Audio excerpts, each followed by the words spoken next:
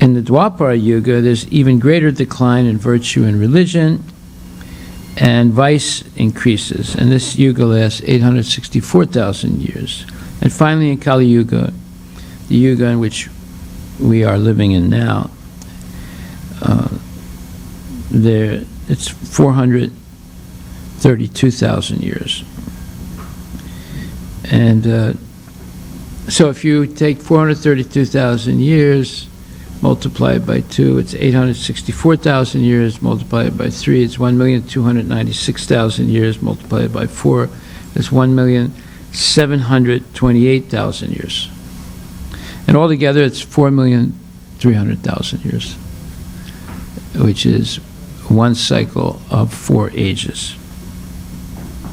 So in Kali Yuga, there's an abundance of strife, ignorance, irreligion, and vice, true virtue being practically non-existent. And this Yuga lasts 432,000 years. In Kali Yuga, vice increases to such a point that at the termination of the Yuga, the Supreme Lord himself appears as the Kalki Avatara, vanquishes the demons, saves his devotees, and commences another Satya Yuga. Then the process is set rolling again. These 4 yugas, rotating 1,000 times, comprise one day of Brahma, and the same number comprise one night. Brahma lives 100 of such years and then dies. These 100 years by earth calculations total to 311 trillion and 40 billion earth years. That is much greater than the deficit of the United States, which is only 20 trillion years. So, yeah. So, huh? Don't even know how many zeros is that. It's a lot of zeros. At least 9 zeros, at least. And by these calculations, the life of Brahma seems fantastic and interminable, right? 311 trillion, 40 billion earth years, right? And Brahmas, in the causal ocean, there are innumerable Brahmas. There's not only one Brahma, there are innumerable universes, rising and disappearing like bubbles in the Atlantic Ocean. Brahma and his creation are all part of the material universe, and therefore they are in constant flux. In the material universe, not even Brahma is free from the process of birth, old age, disease, and death, even though he lives 4 trillion years. 311 trillion years. Brahma, however, is directly engaged in the service of the Supreme Lord in the management of this universe. Therefore, he at once attains liberation. Elevated sannyasis are promoted to Brahma's particular planet, Brahmaloka, which is the highest planet in the material universe and which survives all the heavenly planets in the upper strata of the planetary system. But in due course, Brahma and all the inhabitants of Brahmaloka are subject to death according to the law of material nature. Okay, so that just gives you a little idea, or gives us a little idea of the duration of material creation. But it's not just one universe and one Brahma. There are many, many other universes and many, many other Brahmas, and universes that are more complicated than this universe. So in this universe, Brahma has 4 heads, but there are other universes. Brahma has 1,000 heads. He needs so many heads to manage the more complicated universe. So, our astronomers, our scientists, they haven't discovered anything yet. They don't even know this universe, and there's so many others. This information you can find only in the Srimad Bhagavatam. So Vyasadeva appears at a certain time, the son of the great sage Parasara and the daughter of a fisherman named Satyavati. There's a long story about Satyavati, who's a great personality in Vedic history. But her most distinguishing qualification is she's the daughter, she's the mother of Vyasadeva. Okay, text 15. Once upon a time, he, Vyasadeva, as the sun rose, took his morning ablution, so that means his bath, in the waters of the Saraswati, and sat alone to concentrate. Purport by Srila Prabhupada. The river Saraswati is flowing in the Badarika Ashrama area of the Himalayas. So the place indicated here is Samya Prasa in Badarika Ashrama, where Shri Vyasadeva is residing. So that means he's there today, writing Vedas for the next Satya Yuga. It's not an easy job. Right. So then the Saraswati River disappeared. It's there, but you don't see it anymore. And it usually runs from the Himalayas toward the Indian Ocean, going through what would be called today Pakistan. That was all part of India before. And the Ganges goes in the opposite direction, toward the Bay of Bengal. So both these rivers were the, let's say, the sites of Vedic culture, right? Traditional Vedic culture. So there were great civilizations on the banks of these two rivers. So text number 16. The great sage Vyasadeva saw anomalies in the duties of the millennium. This happens on the earth in different ages due to unseen forces in the course of time. What are these unseen forces? Well, they are deviations from the path of Dharma, and it causes deterioration of Vedic Dharma. Purport by Srila Prabhupada. The great sages like Vyasadeva are liberated souls, and therefore they can see clearly past and future. Thus he could see the future anomalies in the Kali age, and accordingly he made arrangement for the people in general so that they can execute a progressive life in this age, which is full of darkness. The people in general in this age of Kali are too much interested in matter, which is temporary. Because of ignorance, they are unable to evaluate the assets of life and be enlightened in spiritual knowledge. Well, all the scientists today say that there's only matter. There's no spirit, there's no soul. There's no spiritual world. And Krishna and gopis and Vaikuntha, all that is just fairy tales because they can't see it. Well, the blind man cannot see either. Does that mean that the sun doesn't exist because he can't see it? So just because they can't see something doesn't mean it doesn't. It's not existing. It just means that their range of perception is limited, that's all. But there's much greater realities than simply the material world. But they insist in a very fanatical way that there's only matter, nothing else.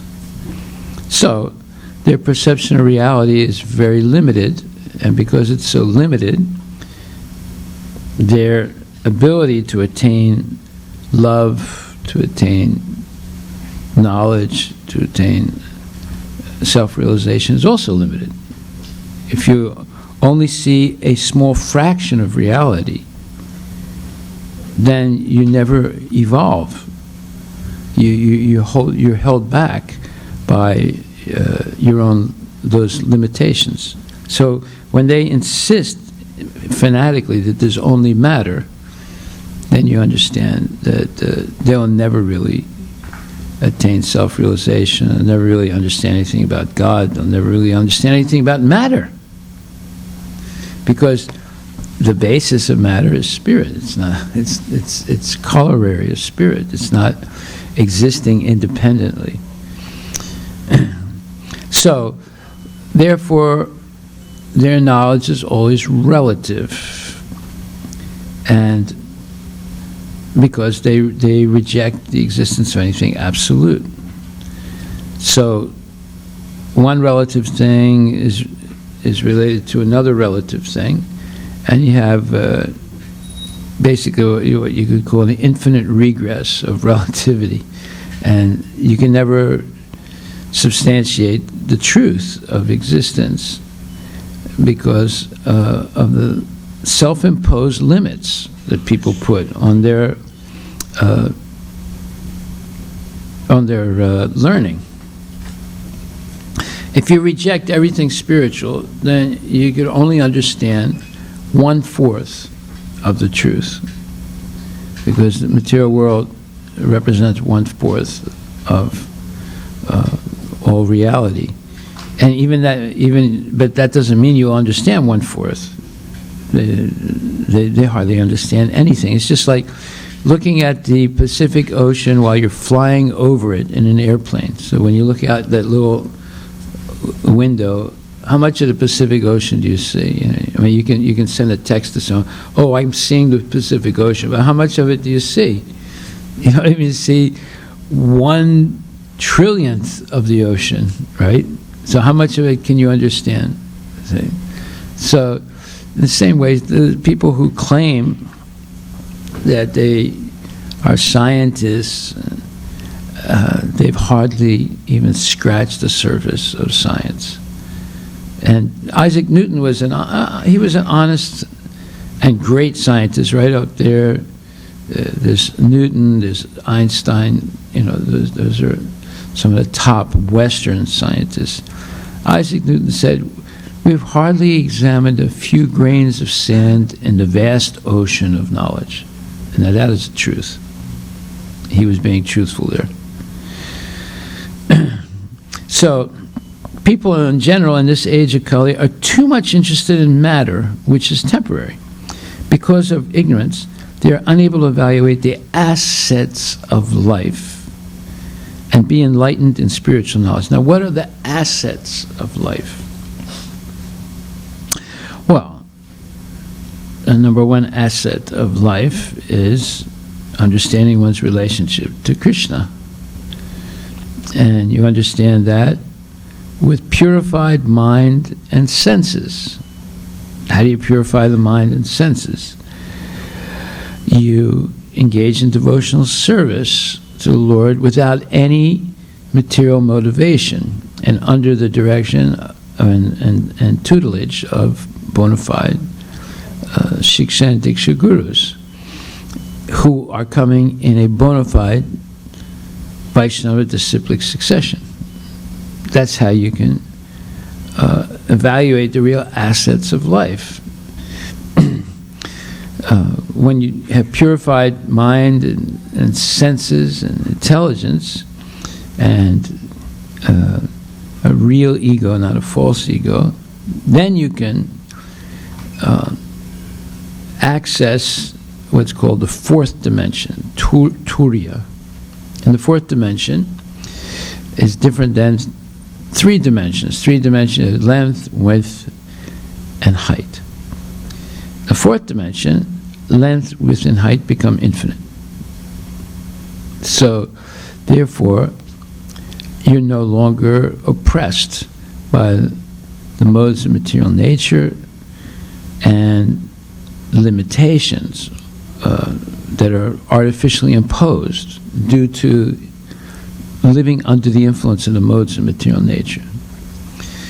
As long as we are subject to goodness, passion, and ignorance, our progressive path in devotional service and spiritual life is thwarted, it's stunted, it's limited. But as soon as we transcend the influence of the modes of material nature and work without material motivation, but simply to please the Lord, we can enter into the fourth dimension, All these things become infinite. There's no limit to what we can understand, what we can, and even what we can do and achieve. So therefore you have someone like Srila Prabhupada, in advanced age, comes to America with no assets, and in 11 short years builds a gigantic movement with tremendous assets, and writes so many books. So that's like Hanuman going to the Himalayas to look for a special herb to revive Rama and Lakshman, and he can't find it, so he just picks up the whole mountain and flies back with it. Now, how can you pick up a mountain, right? But that's the fourth dimension. He's not functioning in 3 dimensions anymore. He has only one thought in his mind. He has to serve Ram and Lakshman. He doesn't have any other thought in his mind. So he transcends the influence of the modes of material nature. He transcends all limitations of matter. He violates the law of gravity, right? So this is something that is extraordinary, but it's not extraordinary in spiritual life. It's only extraordinary for the ulas. Ula is an owl, right? It's, the owl can't see during the day. They can only see at night. Right? So then, the great sage, so now we go to text 16. The great sage Vyasadeva saw anomalies in the duties of the millennium. This is the verse we're on. This happens on the earth in different ages due to unforeseen forces in the course of time. Purport. The great sages like Vyasadeva are liberated souls, and therefore they can see clearly past and future. So he is Trikalagya. He sees past, present, and future. He can see past, present, and future. Thus he could see the future anomalies. So anomalies means discrepancies, things that are going wrong in the age of Kali. And accordingly, he made arrangement for the people in general so that they can execute a progressive life in this age. That is progressive consciousness. You begin with Anamoya, and then Pranamoya, then Manamoya, then Vijnanamoya, and then Anandamoya. So it's progressive levels of consciousness. Anamoya is seeing God as food. And then that's the animal stage. It's very interesting, since I have cows. One day, recently I was reading a purport Prabhupada was writing, and in that purport he says that animals can't control themselves when it comes to food. Well, if you have any type of animal, like it could be a cow or a sheep or goats, they can't control themselves when there's food. I mean, that's their whole consciousness is focused on eating, sleeping, and mating, right? And if they have to, defending. But it's mainly eating. Huh? So, do animals eat only when they're hungry, or they continue to eat if they're Well, they won't eat 24 hours a day, but they go nuts when they see food. Let's put it like that. They get really, emotionally disturbed when they see food. They like if I'm going to feed the cows, right? They can't wait to eat, right? Like I have to organize it in such a way that I have to keep them away from where I'm going to feed them, so I can spread it out, and then I can let them come. If I just, try and go past them with the food to go put it somewhere, they're gonna jump on it. And goats are the same way. The animals, they can't control themselves when they see food. All right? So then when the cows are satiated, then the rest of the time they have 4 stomachs, so they're ruminants, so they'll bring the grains back up and keep chewing them. That's the way they can digest somewhat the cellulose. But the whole thing is food. That's called anamoya. And then the next level is pranamoya, where you see life symptoms. You see your uncle, you see your auntie, and they're making faces, gee, gee, gee, gee, like that. The child smiles, and there's suddenly they can see something more than food now, right? And then the next stage is manamoya. They begin to conceptualize things in the mind, right? And then vijnanamoya, they begin to understand how things work. They learn the mechanics, and they learn the digestion, and they learn biology and things like that. They've gone above simply life symptoms and mental thoughts, and now they're beginning to understand things. And then also they begin to understand philosophy, and they also begin to understand the relationship with Krishna and acting in that relationship and progressing. This is called progressive stages of consciousness, right? But the top stage is anandamoya. But that is basically only when you transcend, let's say, the Brahmajyoti, and you come up to the level of Paramatma, and then you go even further. You go to Bhagavan, Krishna, and now you're entered into Vrindavan Leela, and there's extreme ecstasy, and that's the zenith of the evolvement of consciousness.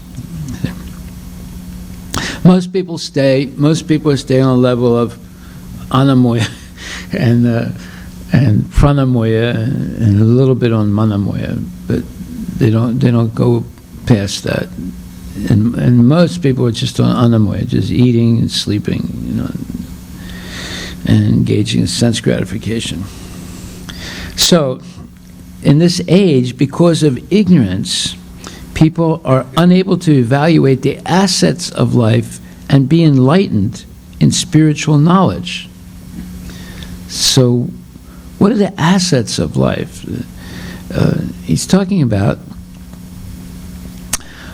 first of all, you have a material body, but the body is a highly evolved mechanism or machine, and besides the body you have the senses, and the senses are knowledge gathering instruments, and the sixth sense is the mind, right? And above the mind is the intelligence that makes the mind will receive the impressions of all the other senses, the 5 senses, and then it will keep them in memory, and then sometimes the mind accepts and rejects, but not based on real analytical, let's say, process, just based on sense gratification, right? So the mind is always accepting and rejecting, right?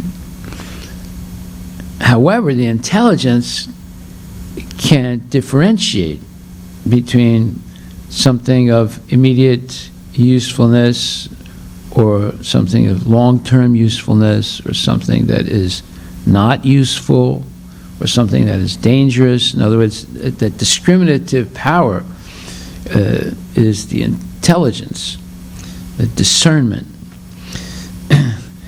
So these are very powerful instruments for acquiring knowledge. And above that is the soul, which is not material. It's eternal. And if you come to the point where you can understand the difference between the soul and the body, then spiritual life begins. And now you can learn how to use matter to achieve the goal of the soul, to be liberated from entanglement in the material world. So these are assets, real assets. And if we learn to use them properly, then we attain basically complete freedom. And everybody wants freedom, Swaraj. In fact, Gandhi had a saying that jail is Swaraj. Jail is Swaraj, right? Why? Because you can put a person in jail, but you can't put their soul in jail, right? In the same way with Socrates, he said, you want me to drink hemlock and die, but I'm not afraid to do it because I know I'm not going to die.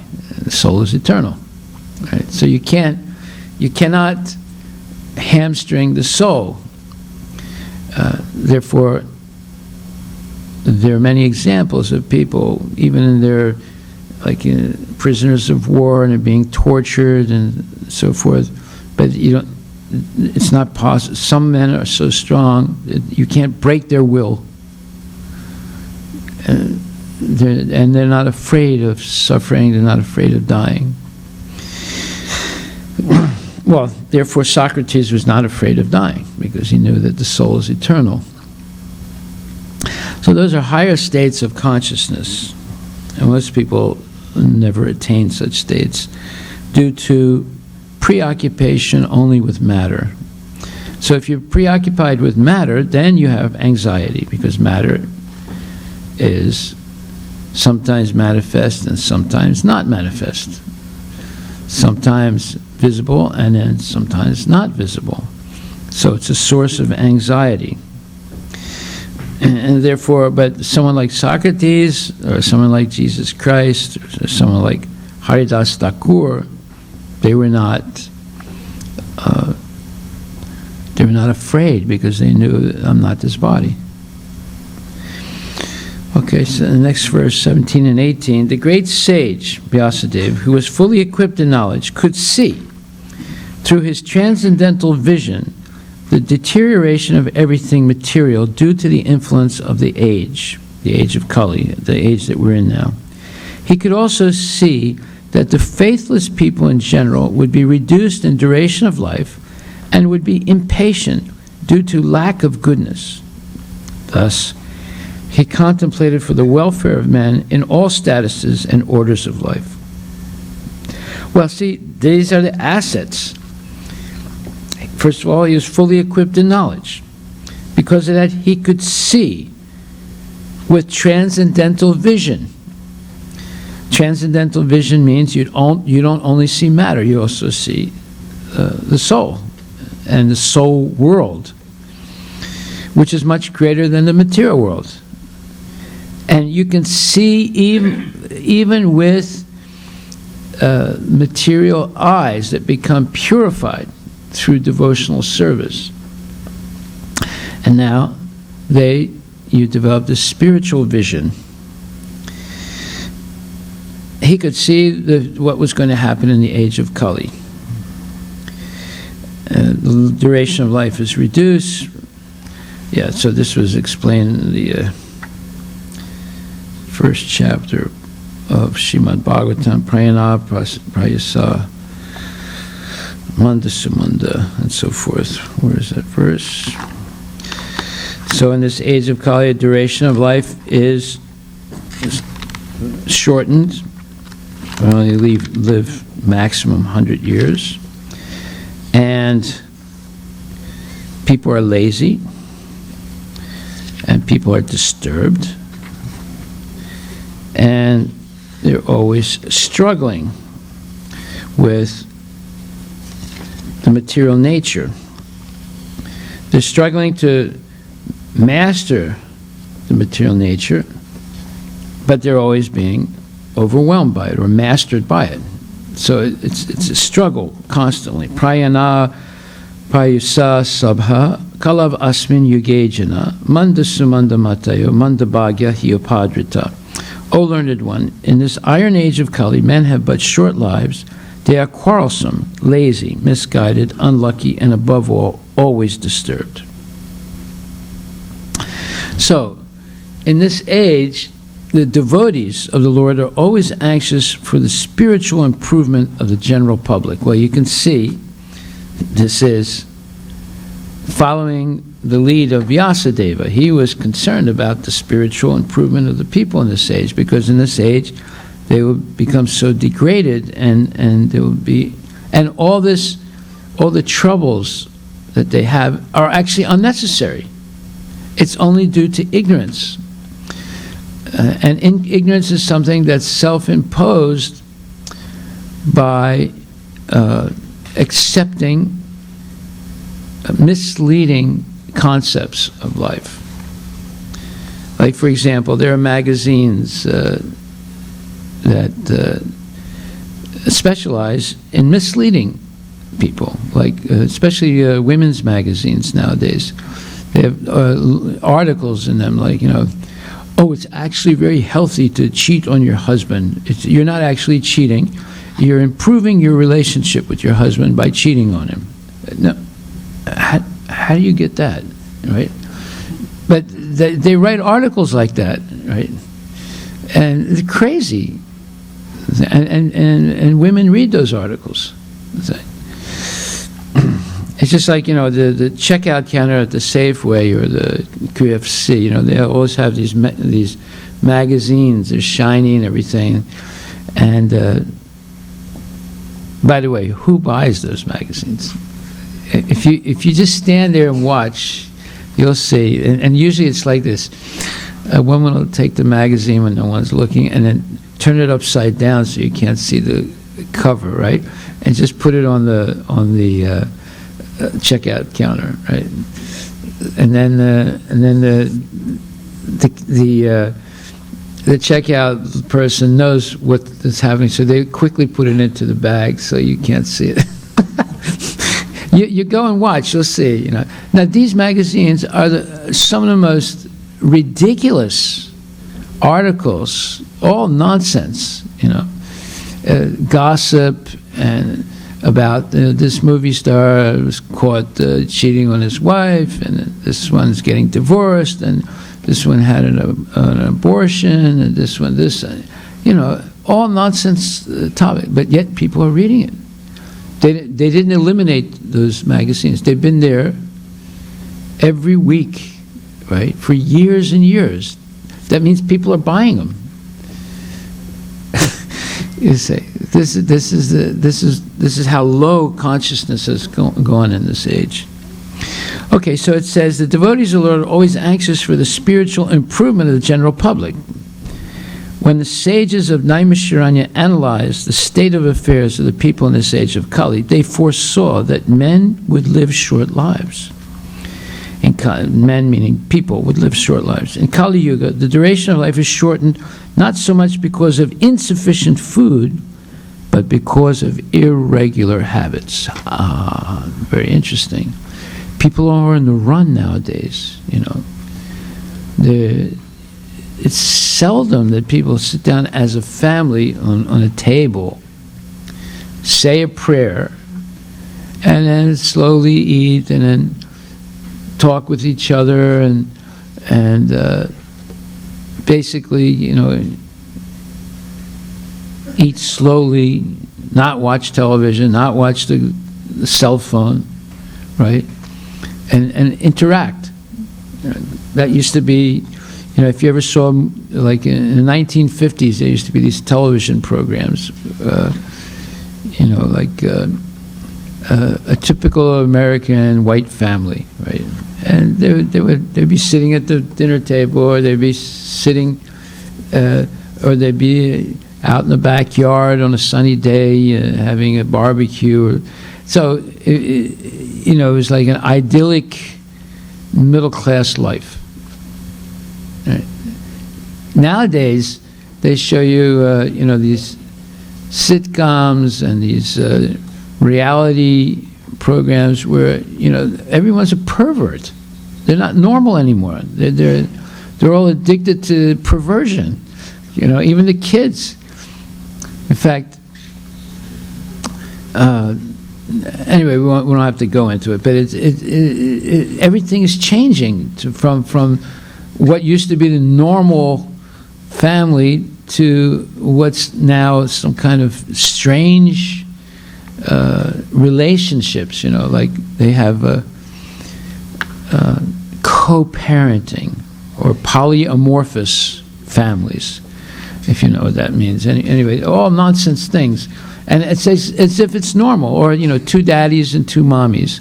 This is the new normal in society, see? So, it says here, they foresaw that men would have short lives. The duration of life is shortened, and not because of insufficient food, but because of irregular habits. People are always on the run nowadays. They don't even have time to eat properly. They're eating while they're walking from one class to another, or from one office to the next office, right? Or else they're eating really late at night. And there's irregular habits, not only of eating, but of sleeping, of this thing, of that thing. This is what shortens the duration of life. Whereas a person, like in Krishna consciousness, we learn to have regulated habits. Eating at the same time, sleeping at the same time, waking up at the same time. Right? By keeping regular habits and eating simple food, any man can maintain his health. Overeating, over-sense gratification, over-dependence on another's mercy, and artificial standards of living sap the very vitality of human energy. Therefore, the duration of life is shortened. So now a question came up about AIDS. So different doctors have different theories. They talk about and it's crazy theories, but one that made sense. One doctor said that people who get AIDS are those people who are regularly wasting their vital fluids, and the blood becomes vitiated. Vitiated means it becomes like a dead river. A dead river is one that's contaminated, right? And because semen is made from blood, and accordingly to the Vedic knowledge, it takes about 2 pounds of food to make 1 drop of blood. It takes about 40 drops of blood to make 1 drop of semen. So if people are regularly dropping their semen, they're basically robbing their body of its vitality, right? And if they do it on a continual basis, then their whole immune system goes down, and they can very easily get sick and contract serious diseases like AIDS and other what you would call degenerative diseases. So, overeating, over-sense gratification, over-dependence on another's mercy. Well, these are all the people that are living as wards of the state, depending on the monthly check, the SSI money, or this government program or that government program. And the more dependent people you have, this is why Rome collapsed. Rome used to be the biggest, let's say, governing, civilization. It stretched from Europe all the way to the Middle East. Right? The whole thing collapsed because of over-sense gratification and over-dependence on handouts. And the moral fiber of the people, the same thing happened to Greece also, and then it happened to Rome. So these artificial standards of living sap the very vitality of the human energy. Therefore, the duration of life is shortened. The people of this age are also very lazy, not only materially, but in the matter of self-realization. The human life is especially meant for self-realization. That is to say, man should come to know what he is, what the world is, and what the supreme truth is. Human life is a means by which the living entity can end all the miseries of the hard struggle for life and material existence, and by which he can return to Godhead, his eternal home. But due to a bad system of education, men have no desire for self-realization. Even if they come to know about it, they unfortunately become victims of misguided teachers. That's what you call public school. Misguided teachers and junk so-called education. It makes people unhappy, and they don't realize what the assets of life are, and they never attain self-realization. They always remain prisoners of the modes of material nature, like puppets, being directed by lust, anger, and greed, the three doors to hell. In this age, men are victim not only of different political creeds and parties, but also of many different types of sense gratificatory diversions, such as cinemas, sports, gambling, clubs, mundane libraries, bad association, smoking, drinking, cheating, pilfering, bickerings, and so on. Prabhupada is a tremendous writer. Their minds are always disturbed and full of anxieties due to so many different engagements. In this age, many unscrupulous men manufacture their own religious faiths, which are not based on any revealed scriptures, and very often people who are addicted to sense gratification are attracted by such institutions of so-called religion. Consequently, in the name of religion, so many sinful acts are being carried on that the people in general have neither peace of mind nor health of body. The student brahmachari communities are no longer being maintained, and householders do not observe the rules and regulations of the grihastha ashram. Consequently, the so-called vanaprasthas and sannyasis who come out of such grihastha ashrams are easily deviated from the rigid path. In the Kali Yuga, the whole atmosphere is surcharged with faithlessness. Men are no longer interested in spiritual values. Material sense gratification is now the standard of civilization. For the maintenance of such material civilizations, man has formed complex nations and communities, and there is a constant strain of hot and cold wars between these different groups. It has become very difficult, therefore, to raise the spiritual standard due to the present distorted values of human society. The sages of Naimisharanya are anxious to disentangle all fallen souls, and here they are seeking the remedy from Srila Sutta Goswami. So the Vyasadeva was seeing what was going to happen. He had transcendental vision. He saw the deterioration and degradation of morality and vitality and so forth.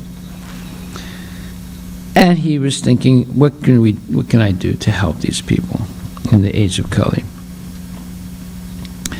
So the great sage Vyasadeva could see this by his transcendental vision. As an astrologer can see the future fate of a man, or an astronomer can foretell the solar and lunar eclipses, those liberated souls who can see through the scriptures can foretell the future of all mankind. They can see this due to their sharp vision of spiritual attainment. So that means they are Shastra Chaksus. They see through the scriptures. If we see through the raw eye, we don't see hardly anything. But if you see through the scriptures, you will have a panoramic view of reality. See? How do you see through the scriptures? Well, you have to hear them every day. You see by hearing. The Vedas spoken by genuine devotees.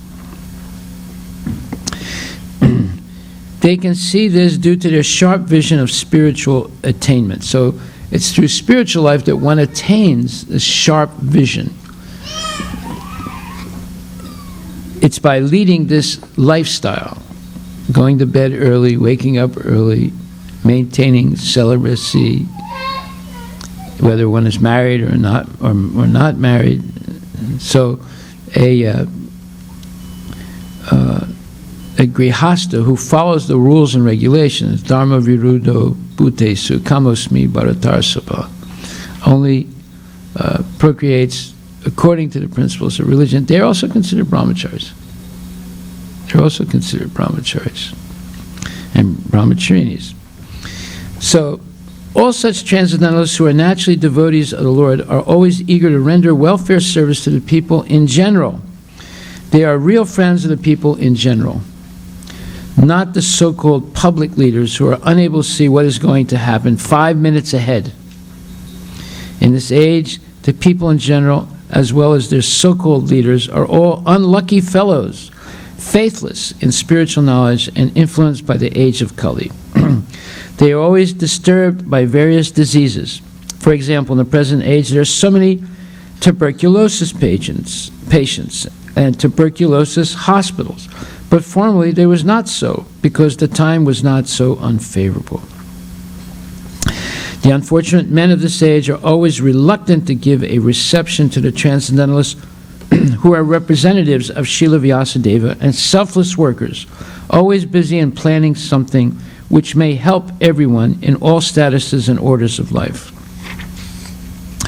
The greatest philanthropists are those transcendentalists who represent the mission of Vyasa, Narada, Madhava, Chaitanya, Rupa, Saraswati, etc. They are all one and the same. The personalities may be different, but the aim of the mission is one and the same, namely to deliver the fallen souls back home, back to Godhead. Beautiful eloquence by Srila Prabhupada. So, if a person lives according to the 4 rules and regulations of Krishna consciousness, following them, avoiding the 4 things one should not do, and doing the 4 things that one should do, most of the problems of life go away. Will they go away completely? No. As long as you live in the atmosphere of the material world, they're not going to go away completely. But if you live according to these rules and regulations, you'll be protected by the mercy of Krishna, and the difficulties of material life will not be an obstacle in spiritual life. And what happens, that you'll be able to transcend, first of all tolerate, and later on transcend all the difficulties of life.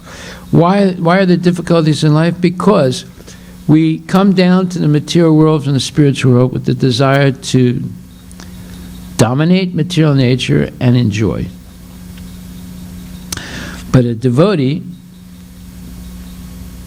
is not interested in dominating material nature and exploiting it for his enjoyment. He realizes that material nature belongs to Krishna. It's his inferior spiritual energy. Therefore, it should be used to please the Lord.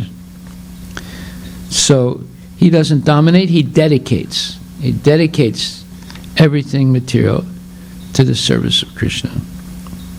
And he realizes that Krishna is the primary enjoyer. He's the Purusha. And we are the Prakriti, the enjoyed. So therefore, we do our best to please the Lord through, and how do you please the Lord? Very simply, by cooking very nice food and offering it to the Lord with love and devotion. And then the Lord offers it back as his mercy, as prasadam. So by offering and then receiving back prasadam, and by chanting the holy name of Krishna and the holy mantra, Hare Krishna Maha Mantra, one is directly in association with the Lord. Why? Because this is not a material vibration. Hare Krishna mantra has descended from the spiritual world, brought down here by Lord Chaitanya, Lord Nityananda, Golokera Premadana, Harinama Sankirtana. Therefore, when it's a transcendental spiritual vibration of the names of the Lord, and the Lord being absolute is not different than the vibration of his name. Therefore, we directly associate with the Lord. And therefore, we do not try and dominate and exploit the material nature for our own selfish purposes or self-gratification. So what is one taught in the mundane schools? That you can dominate and enjoy. They support the false ego of the living entity, and because of that, anyone who's educated like that, they spend the rest of their life trying to dominate and enjoy. Right? And do they succeed? No, you can't dominate the material nature. It's impossible. Right? Because it's divine nature. It's Krishna's gunamayi. And therefore we will be overwhelmed by it as time goes on. Yeah, through old age, through disease, through miseries caused by this body, miseries caused by other bodies, miseries caused by natural cataclysmic events. So it's not possible to dominate and enjoy. We might be able to do it partially for some short period of time, but we'll be overwhelmed by different things that are out of our control. So, but you have people like Vyasa, Narada, Madhava, Chaitanya, Rupa Goswami, and Bhaktisiddhanta Saraswati Thakur, and Srila Prabhupada. Their aim, their mission is one and the same: to deliver the fallen souls back home, back to Godhead. So now we go to text 19. Vyasadeva saw that the sacrifices mentioned in the Vedas were means by which the people's occupations could be purified.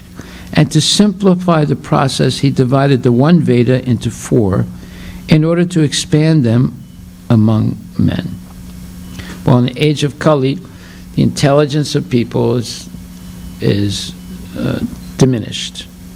The duration of life is diminished. People by nature are lazy, and they're disturbed, and they're always distracted. So he divided the 4 Vedas, the original one Veda, into 4 parts, and he wanted to help people become engaged in occupations that would purify them. Okay, so then purport Prabhupada says, formerly there was only the Veda of the name Yajur, and the 4 divisions of sacrifices were there specifically mentioned. But to make them more easily performable, the Veda was divided into 4 divisions of sacrifice, just to purify the occupational service of the 4 orders. Above the 4 Vedas, namely Rig, Yajur, Sama, and Atharva, there are the Puranas, the Mahabharata, the Samhitas, etc., which are known as the 5th Veda. Shri Vyasadeva and his many disciples were all historical personalities, and they were very kind and sympathetic toward the fallen souls of this age of Kali. As such, the Puranas and Mahabharata were made from related historical facts which explain the teaching of the 4 Vedas. There is no point in doubting the authority of the Puranas and Mahabharata as parts and parcels of the Vedas. In the Chandogya Upanishad 7.1.4, the Puranas and Mahabharata, generally known as histories, are mentioned as the 5th Veda. According to Srila Jiva Goswami, that is the way of ascertaining the respective values of the revealed scriptures. Well, you see, what happened is, now we're 5,000 years into the age of Kali. People don't really have the time to read all these Vedas, and let alone understand them. And secondly, because the duration of life is short in this age, because there are always problems and distractions. Therefore, Sri Chaitanya Mahaprabhu appeared, brought the Harinam Sankirtan, and especially the holy names of Krishna, Hare Krishna, Krishna Krishna, Hare Hare, Hare Rama, Rama Rama, Hare. If you never read the Vedas, but simply chant Hare Krishna, you can attain perfection. If you read the Vedas and chant Hare Krishna, you can attain perfection. But if you just take prasadam and chant Hare Krishna and listen to classes and engage in devotional service, you can attain perfection. So, can you attain perfection simply by chanting Hare Krishna? Yes, but most people are not capable of just 24 hours a day chanting. So, therefore, you can chant Hare Krishna, you can go on Sankirtan, chant and dance, you can have festivals in the temple, you can have nice prasadam, you can hear classes, you can engage in all kinds of different services according to what's called the Yoga Koshalam, the art of work, by which Jai Shri Radha Nilamadhava Ki Jai.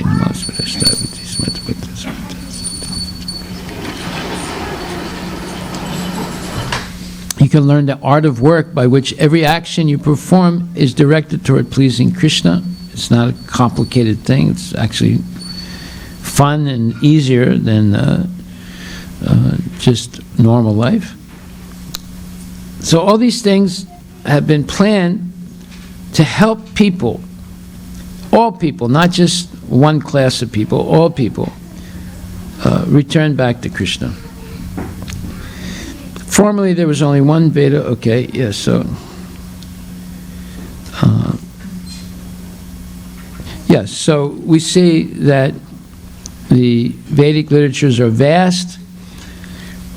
However, if you just stick to Bhagavad Gita and Srimad Bhagavatam, you have the cream, the sar, the cream of all Vedic literatures. And if you can't even read Srimad Bhagavatam, you have Bhagavad Gita, 700 verses that has the whole Vedic knowledge in a very, let's say, concise form. But if you have more time, you can read the Bhagavatam, which is the what you call expansion and tremendous elaboration of the Bhagavad Gita. Okay, now we'll go to verse number 20. The four divisions of the original sources of knowledge, the Vedas, were made separately, but the historical facts and authentic stories mentioned in Puranas are called the fifth Veda. So people like stories, right? They're going to movies, they're reading books, all the stories, histories, fiction, non-fiction, and proverbs and teaching stories and all these things. So the Vedas, the fifth Veda are stories. The Puranas are ancient histories. The Mahabharata is history from creation to the end of the Battle of Kurukshetra. So there are many interesting stories. They're entertaining. They're instructive. And then you have so many ritualistic activities described in the Rig Veda, the mantras for performing those rituals in Samaveda, the highly detailed instructions of how to perform the rituals in the Yajurveda, and then a whole bunch of supplementary information in the Atharva Veda, such as Ayurvedic medicine and how to put spells on people, and all kinds of additional knowledge in the Atharva Veda. What's interesting is that the Gujarati Muslims wrote a copy of the Atharva Veda for Islam. Yeah, I don't know if you know that or not. Yeah. So they basically copied the Atharva Veda, but they Islamized it, you know. And but very few people are actually philosophical, so therefore they're more attracted to histories and stories. Now, it says, now we go to the next verse, verse 21. After the Vedas were divided into 4 divisions, Paila Rishi became the professor of the Rig Veda, Jaimini the professor of the Samaveda, and Vaishampayana alone became glorified by the Yajur Veda.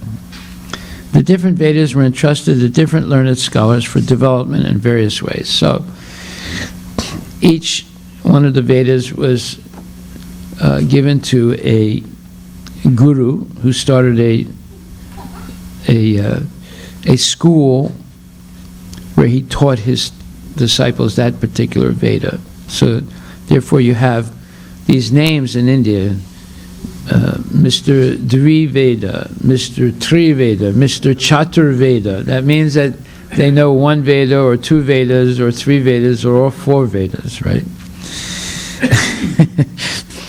But actually, you know, there were schools for each Veda and disciples, and they kept it orally alive until the advent of Kali Yuga, when they had to write it down because people's memories became degraded. So now text 22, the Sumantu Muni Angira, who was the Sumantu Muni Angira, who was very devotedly engaged, was entrusted with the Atharva Veda. And my father, Romaharsana, was entrusted with the Puranas and historical records. So who's talking here? It's Sutta Goswami. Yeah. In the Shruti mantras also, it is stated that Angira Muni, who strictly followed the rigid principles of Atharva Veda, was the leader of the followers of the Atharva Veda. So here we see there's Paila Rishi Rig Veda, Jaimini Samaveda, Vaishampayana Yajur Veda, and Angira is the Atharva Veda, right? So you have these, basically, these 4 disciplic successions for each, for the 4 Vedas. Text 23, all these learned scholars, in their turn, rendered their entrusted Vedas unto their many disciples, grand disciples, and great-grand disciples, and thus the respective branches of the followers of the Vedas came into being. It's more or less the same thing happened in Islam. Muhammad was illiterate. He didn't know how to read and write. But yet he receives the Quran over a certain period of time in segments, and he comes and he repeats it, and then people immediately memorize, right? So that's the way the Quran was, let's say, not written down, but it was memorized. Even today in the madrasas, they don't teach kids all these different subjects. All they do is teach them Quran, and they have to memorize the whole thing. And some of them do. You know, they can recite verse after verse after verse, surat after surat after surat, right? And also in Judaism, they more or less memorize the Torah, and that's all they do. The Hasidic Jews, they don't go into the army. They're exempted from army service. They just study the Torah their whole life, right? But they learned all that from the Vedas, right? Because the Vedas had these different schools, and the disciples memorized completely. The original source of knowledge is the Vedas. There are no branches of knowledge, either mundane or transcendental, which do not belong to the original text of the Vedas. They have simply been developed into different branches. They were originally rendered by great, respectable, and learned professors. In other words, the Vedic knowledge, broken into different branches by different disciplic successions, has been distributed all over the world. No one, therefore, can claim independent knowledge beyond the Vedas. Now, see, this is the fact. You see how the British and they tried, British and the Germans, they tried to turn everything upside down, saying, the original culture was in the Caucasian mountains, and then it came to India, right? But it's not true. It's the opposite. The original culture is in India, and there was one world government 5,000 years ago.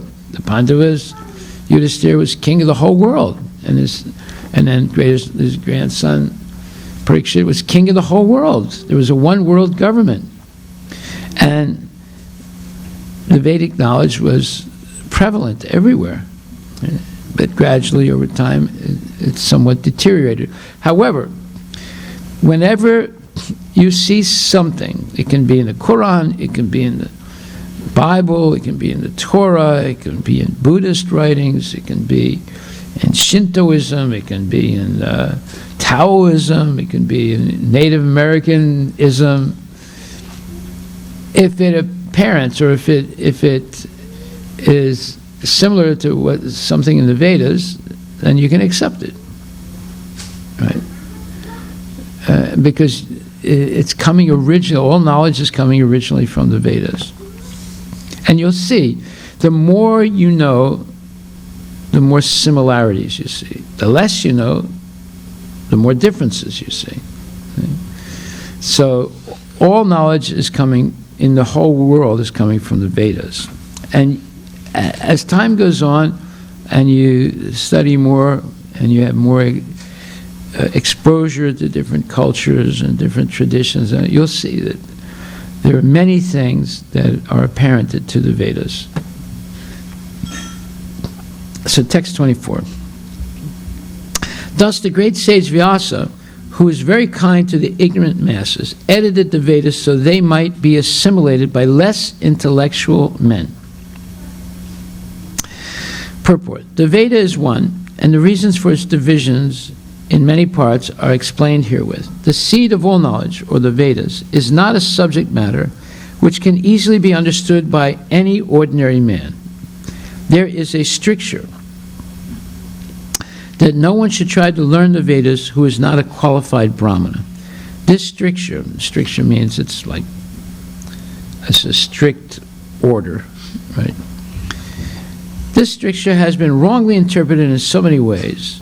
A class of men who claim Brahminical qualifications simply by their birthright in the family of a Brahmana claim that the study of the Vedas is a monopoly of the Brahmana caste only. Another section of the people take this as an injustice to members of other castes who do not happen to take birth in a Brahmana family. But both of them are misguided. The Vedas are subjects which had to be explained even to Brahmaji by the Supreme Lord. Therefore, the subject matter is understood by persons with exceptional qualities of goodness. Persons who are in the modes of passion and ignorance are unable to understand the subject matter of the Vedas. The ultimate goal of Vedic knowledge is Sri Krishna, the personality of Godhead. This personality is very rarely understood by those who are in the modes of passion and ignorance. In the Satya Yuga, everyone was situated in the mode of goodness. Gradually, the mode of goodness declined during the Treta and Dwapara Yugas, and the general mass of people became corrupt. In the present age, the mode of goodness is almost nil, and so, for the general mass of people, the kind-hearted, powerful sage Srila Vyasadeva divided the Vedas in various ways so that they may be practically followed by less intelligent persons in the modes of passion and ignorance. It is explained in the next sloka as follows. Well, this is very interesting, what Prabhupada has explained here. But if you see what Prabhupada did himself, he comes to the West everyone's in the mode of passion and ignorance, mostly ignorance, especially the hippies. And at first, he simply gives prasadam and chants Hare Krishna and gives a lecture, Bhagavad Gita. Then he teaches them how to go out and chant in the streets, Sankirtan.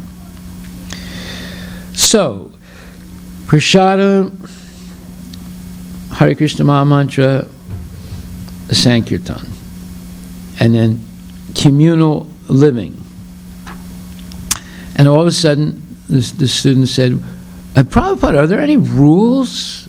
He said, oh, yes, there are. And he writes them down. And when they look at him, they regretted asking the question. Yeah, so now you have to wake up early, you have to take a bath, before he didn't say anything about rules, right? He just said chant, right? So now, you have to follow these rules, and they're very strict, right? Morning and evening program, you have to attend both of them. You can't skip one. And you have to go out all day on Sankirtan and distribute magazines and eventually books. And you have to give everything to the temple. You can't keep anything. And it's 24 hours, no breaks. 365 days, no breaks. What happened? Many people in ignorance and passion became purified very quickly, in a matter of weeks, because the lifestyle was so intense. I mean, I know I went through it. I couldn't believe what was happening. We would get swept away, right, in this rigid 24-hour lifestyle. And in the beginning, it seems overwhelming, but little by little you get used to it. As long as the chanting is nice and everything is regulated and prasadam is regular and kirtan, and you get used to it and you get purified very quickly. And then you begin to understand. So this process that Prabhupada set up, that was established by Bhaktisiddhanta Saraswati Thakur, this organized institutional movement, can purify a person very quickly so that they're able to understand the knowledge of Krishna consciousness. So, therefore, even those who are in the modes of passion and ignorance, they can be purified very quickly and come to the standard of Krishna consciousness. So, if we go back to that original program, you would see Krishna consciousness expand tremendously again, like it did in those, in 1970s.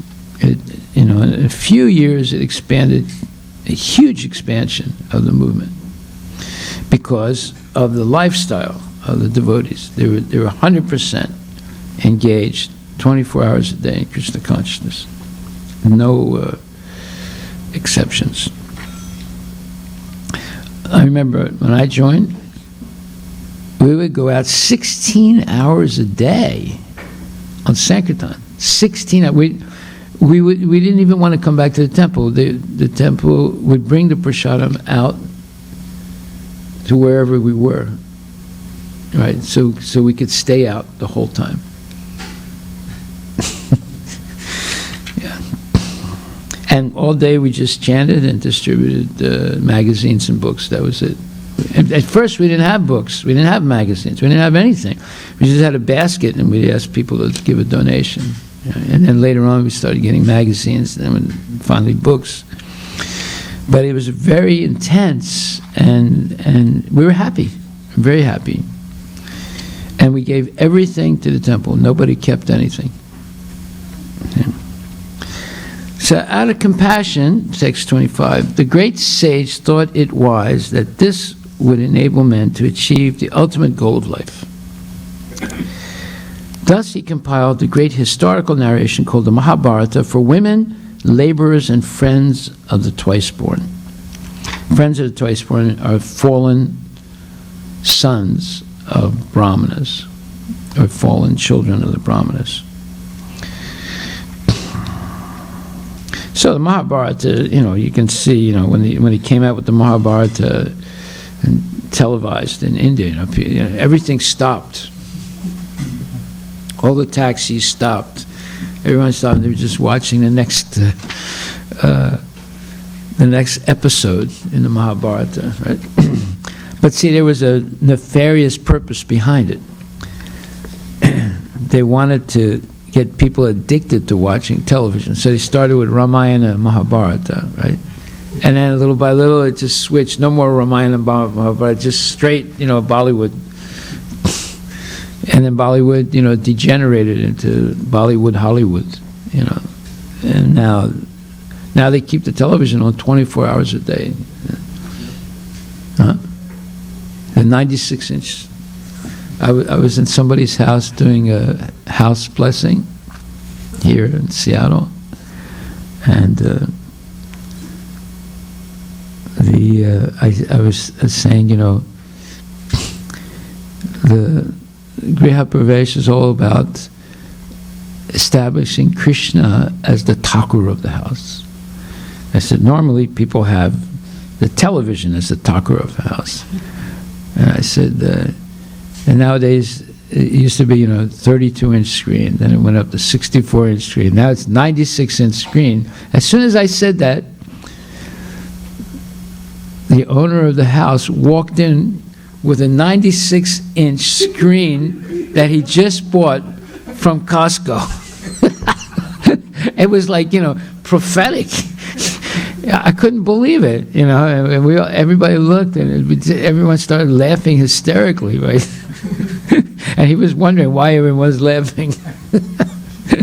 I had just finished saying, well, if you have that 96-inch, open the window, take a look, make sure nobody's outside, throw it out. And he walks in with the 96-inch screen.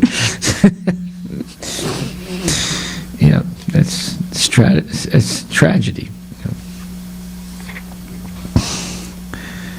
So out of compassion, the great sage thought it wise that this would enable men to achieve the ultimate goal of life. Thus he compiled the great historical narration called the Mahabharata for women, laborers, and friends of the twice-born. Purport by Srila Prabhupada. The friends of the twice-born families are those who are born in the families of Brahmanas, Kshatriyas, and Vaishyas, or the spiritually cultured families, but who themselves are not equal to their forefathers. In other words, they're fallen. And notice it says Brahmanas, Kshatriyas, and Vaishyas, not Sudras. So they are twice born. That means that they can get the Upanayanam thread, and they can be Brahmanas. And it's all three classes. Just the Sudras are exempted. Such descendants are not recognized as such for one of, so the offspring of those Brahmanas, Kshatriyas, or Vaishyas who are not following the rules and regulations, it says such descendants are not recognized as such for want of purificatory achievements. So they haven't gone through the purificatory processes. The purificatory activities begin even before the birth of a child, and the seed-giving reformatory process is called Garbhodana Samskara. So the samskaras are rituals of passage, but it begins even before birth, before the conception, and even before conception of a child. There's this Garbhodana Samskara by which husband and wife are purified before they attempt to have a child. So Prabhupada explained that husband and wife should chant at least 50 rounds before they try to have a child in a particular day. Anyway, the Garbhodana Samskara is more complicated than that. And so you have these, like in the Catholic Church, you have you also have purificatory rituals and different like marriage is one, death is another one, and so forth. Those are the two that samskars that they usually do in Christianity, but and baptism. But in the Vedas, I'm not sure how many there is, 13 of them, or 12 or something, samskars, beginning with Garbhadan samskar. 16, okay.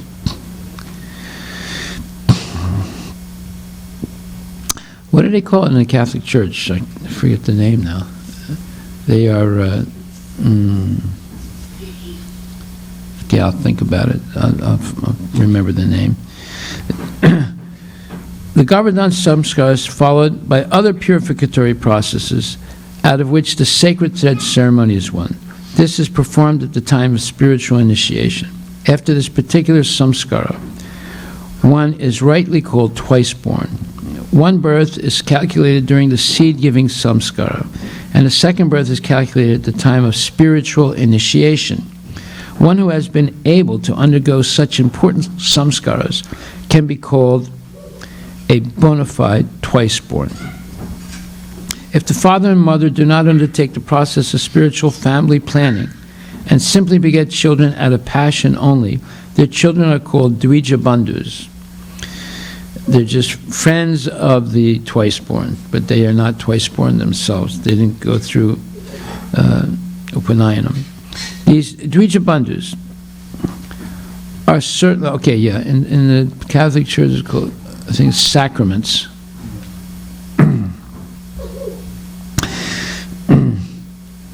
These dvija bandhus are certainly not as intelligent as the children of the regular twice-born families. The dvija bandhus are classified with the Sudras and the women class, who are by nature less intelligent. The Sudras and the women class do not have to undergo any samskara save and except the ceremony of marriage. The less intelligent classes of men, namely women, Sudras, and unqualified sons of the higher class, are devoid of necessary qualifications to understand the purpose of the transcendental Vedas. For them, the Mahabharata was prepared. So you see, no one is excluded in the Vedic system. Vedic system is a gigantic tent, and everyone can fit under it. Doesn't matter what their birth is. There's something for everyone to make spiritual advancement. So there's no exclusionary, let's say, rules in the real Vedic tradition. Everyone has a chance of advancing spiritually. Therefore, in Bhagavad Gita says that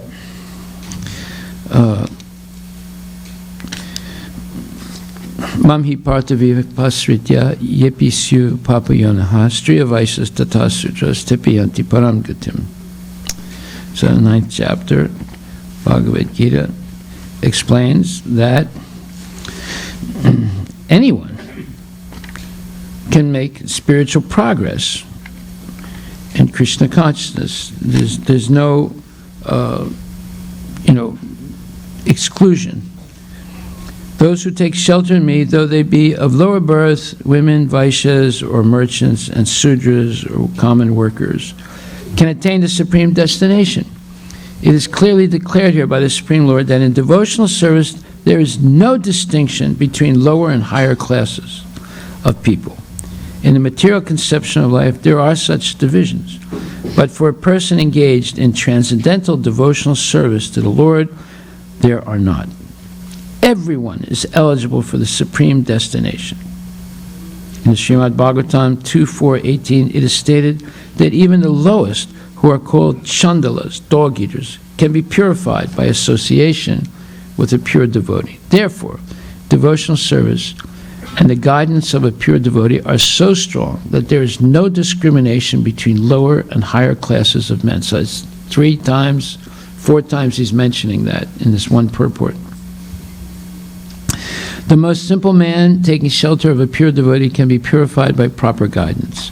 According to the different modes of material nature, men are classified in the mode of goodness, brahmanas, mode of passion, kshatriyas, or administrators, The mixed modes of passion, ignorance, Vaishyas or merchants, and the mode of ignorance, Sudras or workers. Those lower than them are called Chandalas, and they are born in sinful families.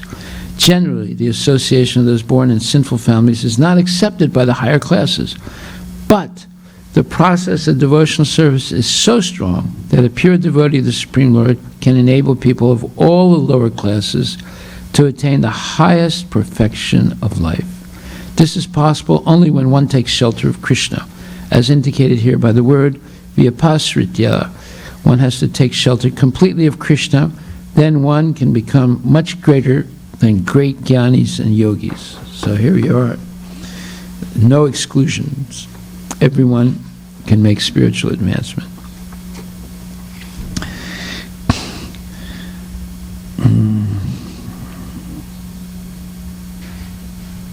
So it says, the less intelligent classes of men are devoid of necessary qualifications to understand the purpose of the transcendental Vedas. For them, the Mahabharata was prepared. The purpose of the Mahabharata is to administer the purpose of the Vedas, and therefore within this Mahabharata, the summary Veda of Bhagavad Gita is placed. The less intelligent are more interested in stories than in philosophy, and therefore the philosophy of the Vedas in the form of the Bhagavad Gita is spoken by Lord Shri Krishna. Vyasadeva and Lord Krishna are both on the transcendental plane, and therefore they collaborated in doing good to the fallen souls of this age. The Bhagavad Gita is the essence of all Vedic knowledge. It is the first book of spiritual values, as the Upanishads are. The Vedanta philosophy is the subject matter for study by the spiritual graduates. Only the postgraduate spiritual student can enter into the spiritual or devotional service of the Lord. It is a great science, and the great professor is the Lord himself in the form of Lord Shri Chaitanya Mahaprabhu. And persons who are empowered by him can initiate others in the transcendental loving service of the Lord. So, Bhagavad Gita is the essence of all Vedic knowledge. It's a short book, only 700 verses. But if you read it every day, you can assimilate all the knowledge of the Vedas. So you don't have to read all the Vedas. If you read the Rig Veda, I don't think you could even finish the Rig Veda. It's so complicated. You know. And then there's the Sama Veda, then there's the Yajur Veda, then there's the Atharva Veda, right? Who's going to sit down and read all that? Not possible in this age. And people that do read it, they get more confused than before they read it. Yeah. Just try and read it. Have you ever looked at the Rig Veda? You ever look at, what do you think? It's a lot of material. Yeah. Lot of material. Yeah. You get confused reading it. You know, you can't tell. You know, who's God? You know, it's talking about this one, that one, this. You know, you just. Bhagavad Gita is systematic. You can follow it. It's progressive. It's brilliant. You know, scripture. Everything is in it. The whole Vedic knowledge is in it. And actually, if you read Bhagavad Gita, and then you systematically read the Srimad Bhagavatam, my God, you'll see that everything in the Bhagavad Gita is in the Bhagavatam, but expanded. Right?